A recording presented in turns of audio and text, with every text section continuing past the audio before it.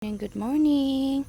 Ayan sa ating mga mahilig sa malunggay or sa mga kumakain ng malunggay. Ayan. May pang ano tayo ngayon? May pang tinola. Magluto ako ng tinola for lunch. Ayan. Kunin lang natin yung medyo nasa baba.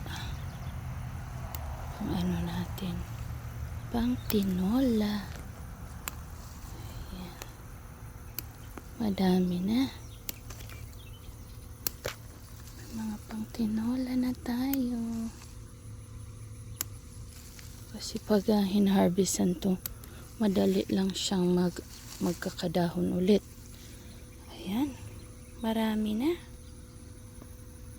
Ayan. Pwede na sa tinola.